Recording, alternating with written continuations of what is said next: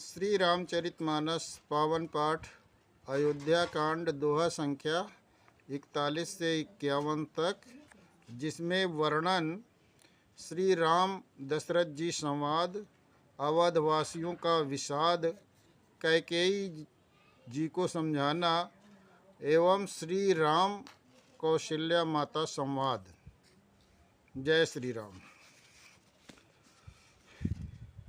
मुनिगण मिलन विशेष बने, सबहि भांति हित मोर। तेहि मापित आयस बहुरी, सम्मत जननी तोर। वन में विशेष रूप से मुनियों का मिलाप होगा, जिसमें मेरा सभी प्रकार से कल्याण होगा। उसमें भी फिर पिताजी की आज्ञा और हे जननी तुम्हारी सम्मति है। भरत प्राण प्रिय पावहि राजू, विधि सब विधि मोहि सन्मुख आजू। जो न जाऊ बन ऐसहु काजा, प्रथम गनीय मोहि मूढ़ समाजा। और प्राण प्रिय भरत राज्य पावेंगे। इन सभी बातों को देखकर यह प्रतीत होता है कि आज विधाता सब प्रकार से मुझे सम्मुख हैं, मेरे अनुकूल हैं। यदि ऐसे काम के लिए भी मैं वन को नहीं जाऊं तो मूर्खों के समाज में सबसे पहले मेरी गिनती होगी। से वहीं अरडु कपल कलप तरु त्यागी, परिहर अमृत ले विषु मांगी। ते न पाई यस समऊ चुकाही, देखु विचार मातु मन माही। जो कल्पतरु वृक्ष को छोड़कर ऋण की सेवा करता है और विष त्याग कर विष मांग लेता है, अमृत त्याग कर विष मांग लेते हैं, हे माता तुम मन में विचार कर देखो, वे महामूर्ख भी ऐसा मौका पाकर कभी नहीं चूकेंगे। अम्ब एक दुख मोहि विशेषी, निपट विकल नर नायक देखी। थोरिया बात पितहि दुख भारी, होति प्रतीत न मोहि महतारी। हे माता, मुझे एक ही दुख विशेष रूप से हो रहा है कि वो महाराज को अत्यंत व्याकुल देखकर इस थोड़ी सी बात के लिए पिताजी को इतना भारी दुख हो। हे माता, मुझे इस बात पर विश्वास नहीं होता। रावु धीर गुण उदधि अगाधु, भा मोहिते कछु बड़े अपराधु। जाते मोहि न कहत कछु रावु, मोरी शपथ तोहि कहु सती भावु। क्योंकि महाराज तो बड़े ही धीर और गुणों की अथाह समुद्र है। अवश्य ही मुझसे कोई बड़ा अपराध हो गया है, जिसके कारण महाराज मुझसे कुछ नहीं कहते। तुम्हें मेरी सौगंध है माता, तुम सच सच कहो। सहज सरल रघुबर बचन, कुमति कुटिल कर जान। चलई जोंक जल बक्र गति, यद्यपि सलिलु समान। रघुकुल के श्रेष्ठ श्री रामचंद्र जी के स्वभाव ही सीधे वचनों को दुर्बुद्धि कहके टेढ़ा ही करके जान रही है। जैसे यद्यपि जल समान ही होता है, परंतु जोक उसमें टेढ़ी चाल से चलती रहती है।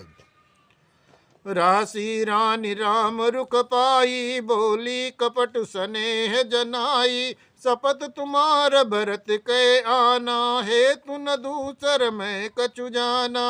रानी कहके श्री रामचंद्र जी का रुख पाकर हर्षित हो गई और कपट पूर्वक स्नेह दिखाकर बोली, तुम्हारी शपथ और भरत की सौगंध है, तुम्हें राजा के दुख का दूसरा कुछ भी कारण विदित नहीं है।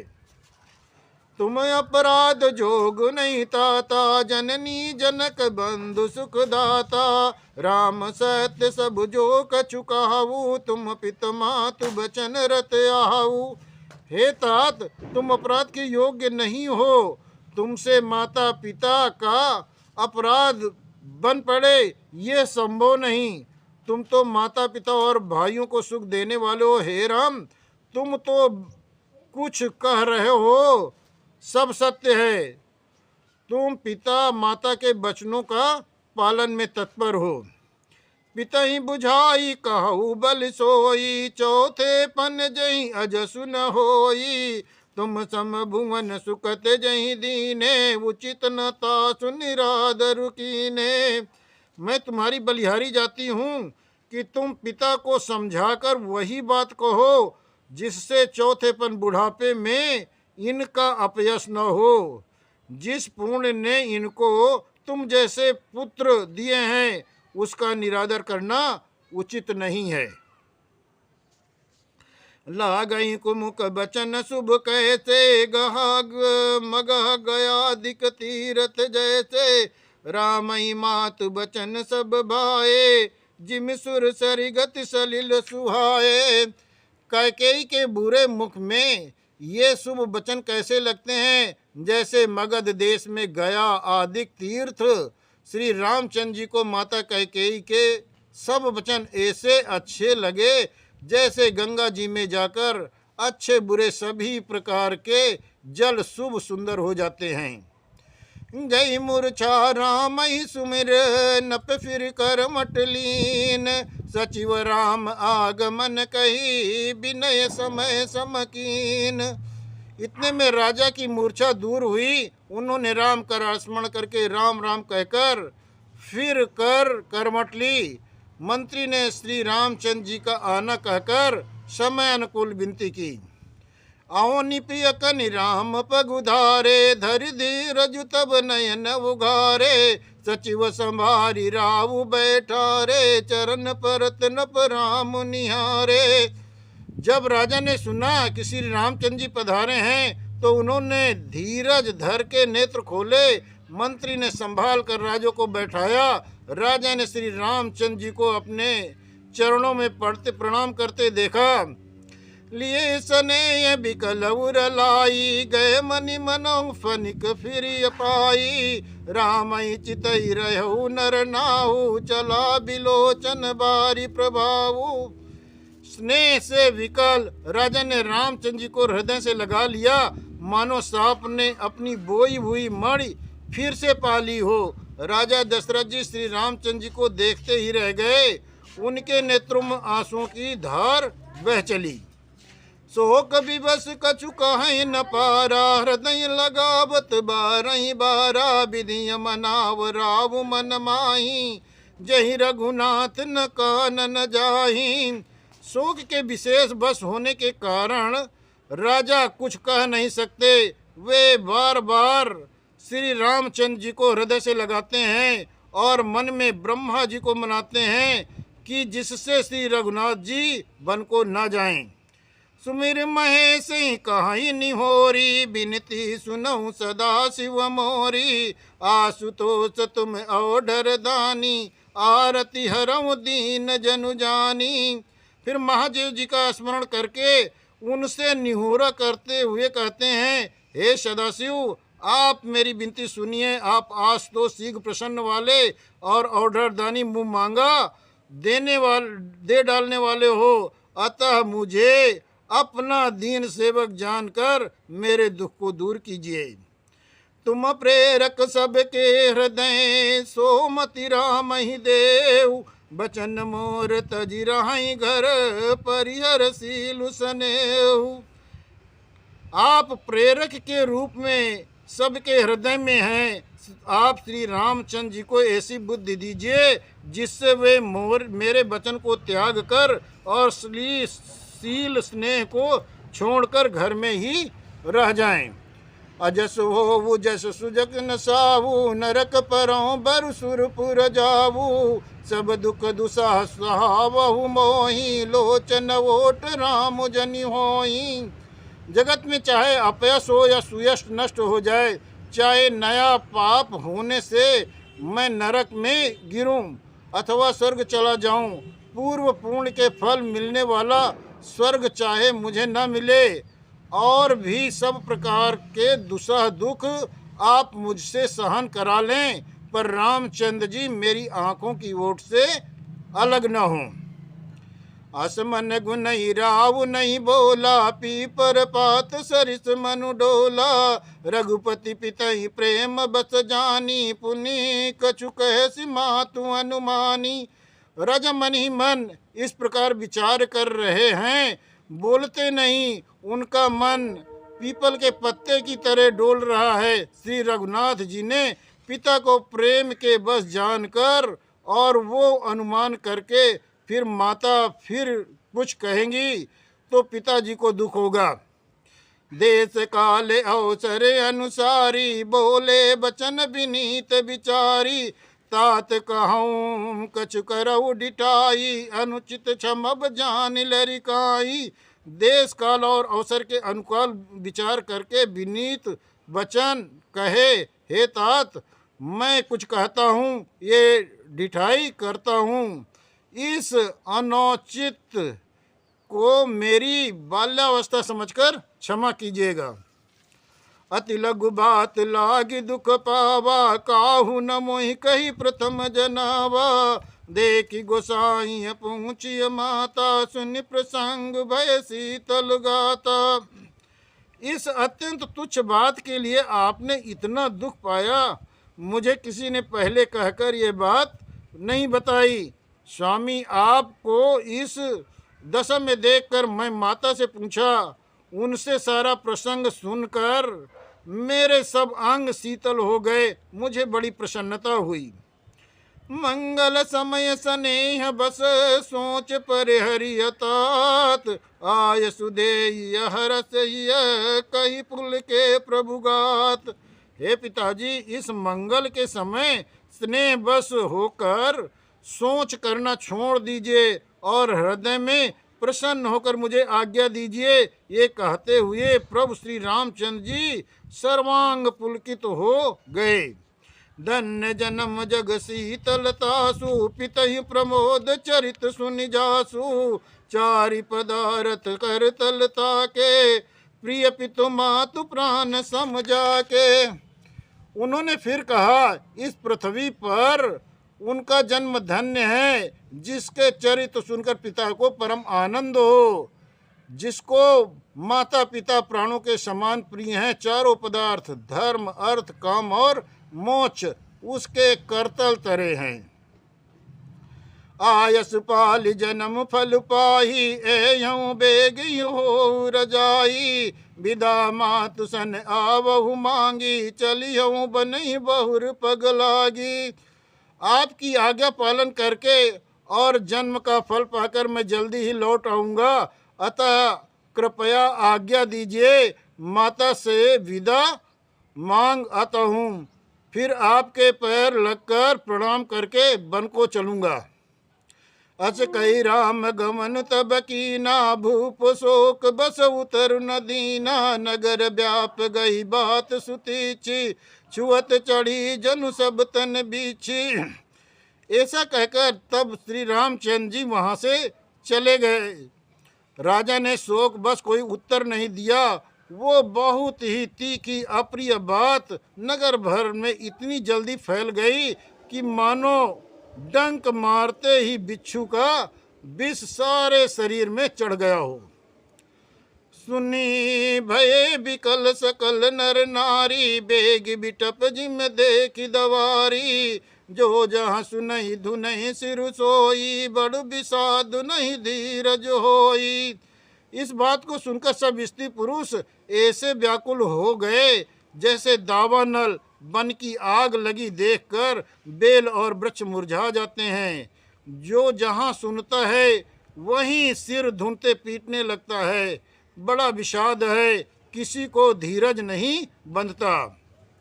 मुख सुखाई लोचन श्रमई, शोक न हृदय समाई। मनऊ करुण रस कटकई, उतरी अवध बजाई। सबके मुख सूख रहे हैं, आंखों में आंसू बहते हैं, शोक हृदय में नहीं समाता। मानो करुणा रस की सेना अवध पर डंका बजाकर उतर आई हो।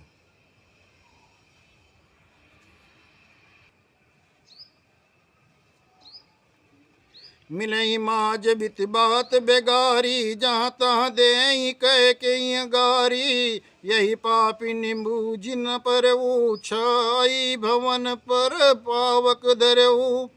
सब मेल मिल गए, सब संयोग ठीक हो गए थे। इतने में ही विधाता ने बात बिगाड़ दी। जहाँ तहाँ लोग कैकेयी को गाली दे रहे हैं। इस पापिन को क्या सूझ पड़ा जो इसने छाए घर पर आग रख दी। निज कर नयन काली चाह दीखा, डारी सुधा विषु चाहत चीखा। कुटिल कठोर कुबुद्धि अभागी, भई रघुवंश बेनु बन आगी। यह अपने हाथ में अपनी आँख को निकालकर आँखों के बिना ही देखना चाहती है और अमृत फेंक कर विष चखना चाहती है। यह कुटिल कठोर कुबुद्धि और अभाग्नि कैकेयी रघुवंश रूपी बांस के बन के लिए अग्नि हो गई।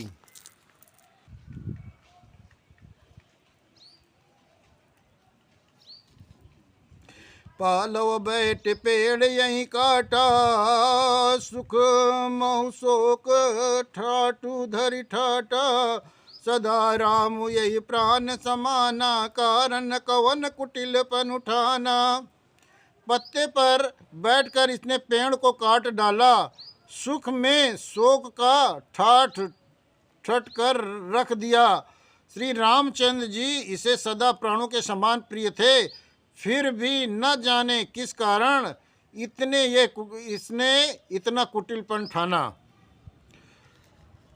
सत्य कहाँ कभी नारी सुभाऊ, सब बित अगऊ अगाध दुराऊ। निच प्रतिबिंब बरुक महगाई, जानी न जाई नारी गति भाई। कवि सत्य कहते हैं कि स्त्री का स्वभाव सब प्रकार से पकड़ में न आने योग्य अथाह और भेद भरा होता है। अपनी परछाई भले ही पकड़ ली जाए, पर भाई स्त्रियों की गति नहीं जानी जा सकती, इनकी चाल नहीं जानी जा सकती। कान पावक जारी सक, कान समुद्र समाई। कान करे अबला प्रबल, के ही जग कालु न खाई। आग क्या नहीं जला सकती, समुद्र में क्या नहीं समा सकता, अबला कहाने वाली प्रबल स्त्री जात क्या नहीं कर सकती, और जगत में काल किसको नहीं खा सकता। का सुनाई विधि काह सुनावा, का दिखाई चाह काह दिखावा। एक कहाई भल भूप न कीना, बरु विचार नहीं कुमति दीना। विधाता ने क्या कहकर क्या सुना दिया और क्या दिखाकर अब क्या दिखाना चाहता है। एक कहते हैं कि राजा ने अच्छा नहीं किया, दुर्बुद्धि कैकेयी को विचार कर वर नहीं दिया। जो वटी भयउ सकल दुख भाजनु, अबला बिबस ज्ञान गुण गाजनु। एक धर्म परमति पहचाने, रपहि दोष नहीं दे सयाने।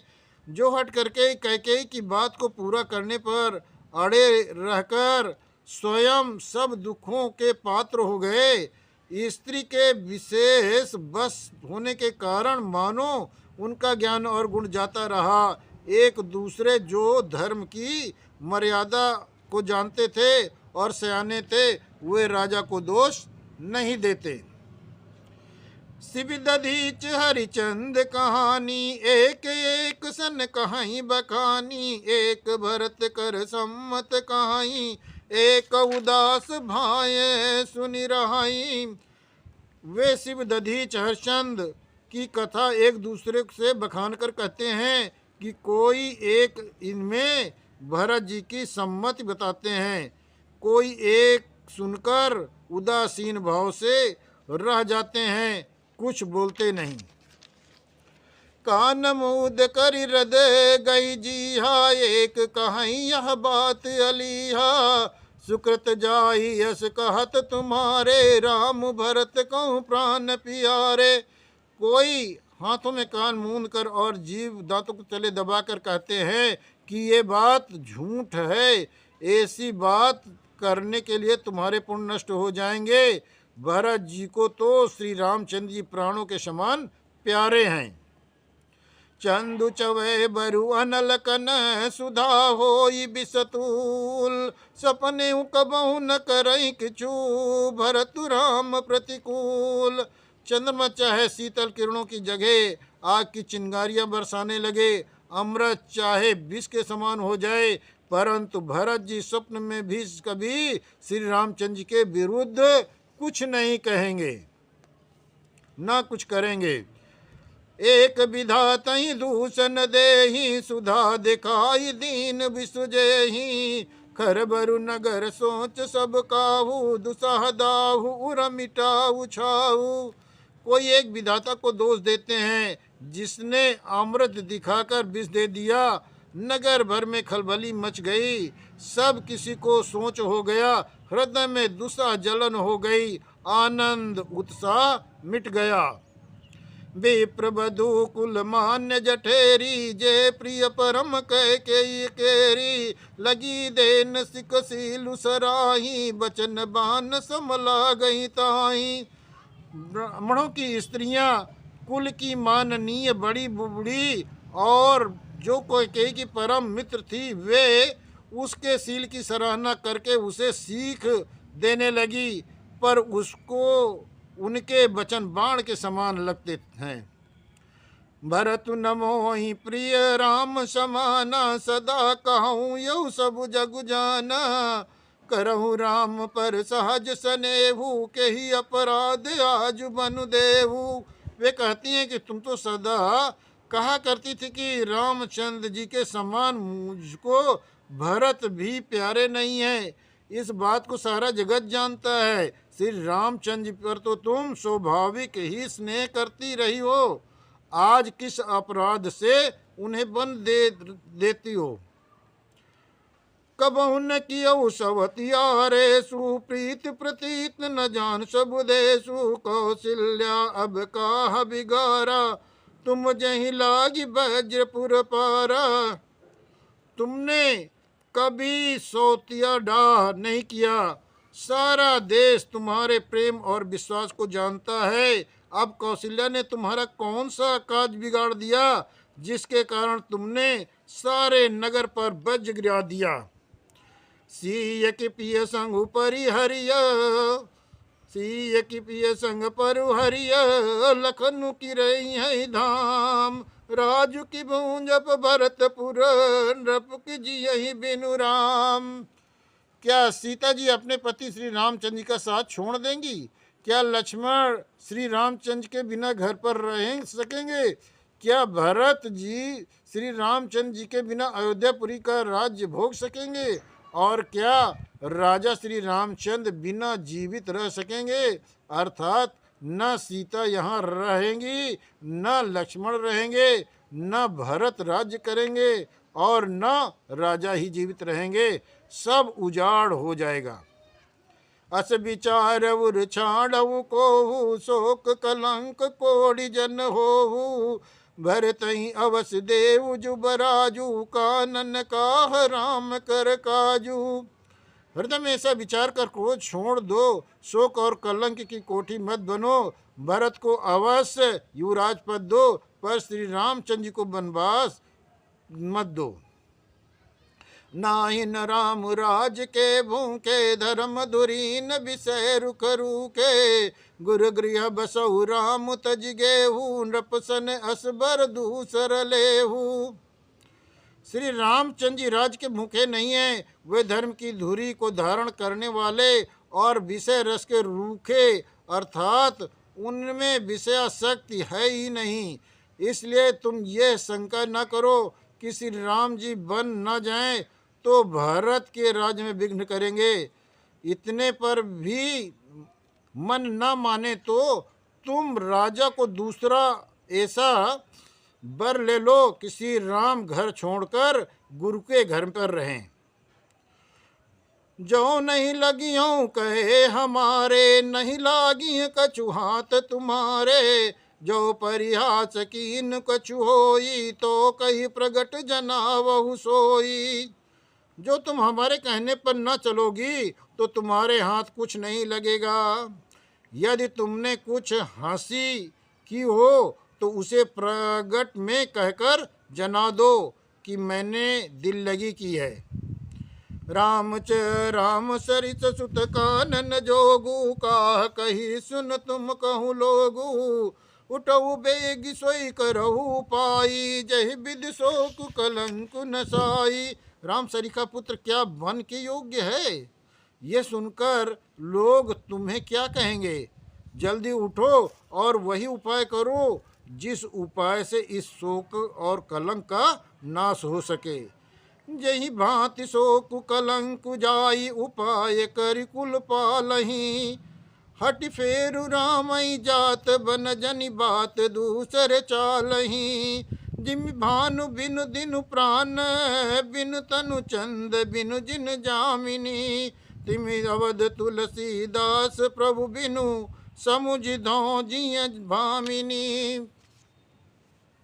जिस प्रकार नगर का शोक और तुम्हारा कलंक मिटे, वही उपाय करके कुल की रक्षा कीजिए। बन जाते हुए श्री रामचंद्र जी को हट करके लौटा लें, दूसरी कोई बात ना चला।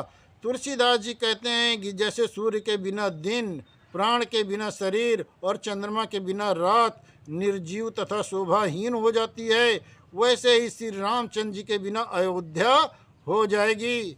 हे भामिनी, तू अपने हृदय में इस बात को समझकर विचार कर देख तो सही। सखिन सिखावन दीन, सुनत मधुर परिणाम हित। तही कछुकान नकीन, कुटिल प्रबोधि कुबरी। इस प्रकार सखियों ने ऐसी सीख दी जो सुनने में मीठी और परिणाम में हितकारी है, पर कुटिलता कुबरी की सिखाई पढ़ाई हुई कैकेयी ने इस पर जरा भी कान ध्यान नहीं दिया। उतर न दे दुसार स्वरूखी, मृगिन चितो जन बांगिन भूखी। व्याधि असाधि जान तिन त्यागी, चली कहत मति मंद अभागी। कैकेयी कोई उत्तर नहीं देती, वो दुसा क्रोध के मारे रूखी बेरुखवत हो रही है। ऐसे देखती है मानो भूखी भागिन हिरनियों को देख रही हो। तब सखियों ने रोग को असाध्य समझकर उसे छोड़ दिया। सब उसका मंद बुद्धि अभागिन कहती हुई चल दी। राजु करत याद वो बिगोई, कीन से अस जस करई न कोई। यही विद्य बिल पैपुर नर नारी, दे कुचाली कोटि कगारी। जो राज्य करते हुए कैकेयी को दैव ने नष्ट कर दिया, इसने जैसा कुछ किया वैसा कोई भी ना करेगा। नगर के सब स्त्री पुरुष इस प्रकार विलाप कर रहे हैं और उस कुचाली कैकेयी को करोड़ों गालियां दे रहे हैं। जरिय विषम जर ले यू सासा, कवन राम बिनु जीवन आसा। विपुल वियोग प्रजा कुलानी, जनु जलचर गन सूखत पानी। लोग विषम ज्वर भयानक दुख भरी आग से जल रहे हैं। लंबी सांसें लेते हुए वो कहते हैं कि श्री रामचंद्र जी के बिना जीवन में कौन सी आशा है। महान वियोग की आशंका से प्रजा ऐसी व्याकुल हो गई मानो पानी सूखने के समय जलचर जीवों का समुदाय व्याकुल हो गया हो। अति विषाद बस लोग लोगाई, गए मात पहि राम गोसाई। मुख प्रसन्न चित चौगु नचाऊ, मिटा सोच जनु राखे राऊ। सब पुरुष और स्त्रियां अत्यंत विषाद के बस हो रहे हैं। स्वामी रामचंद्र जी कौशल्या माँ के पास गए, उनका मुख प्रसन्न है और चित्त चौगुना उत्साह से भरा हुआ है।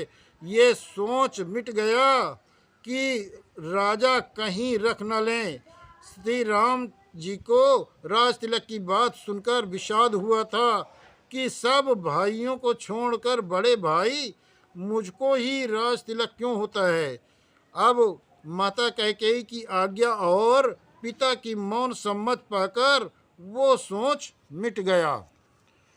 नौ गयंदु रघुबीर मनु, राजू अलान समान। छूट जान वन गमन सुनी, उर आनंद अधिकान। श्री रामचंद्र जी का मन नए पकड़े हुए हाथी के समान और राज तिलक उस हाथी के बांधने की कांटेदार लोहे की बेड़ी के समान है। बन जाना है ये सुनकर अपने को बंधन से छूटा जानकर उनके हृदय में अत्यंत आनंद हो रहा है।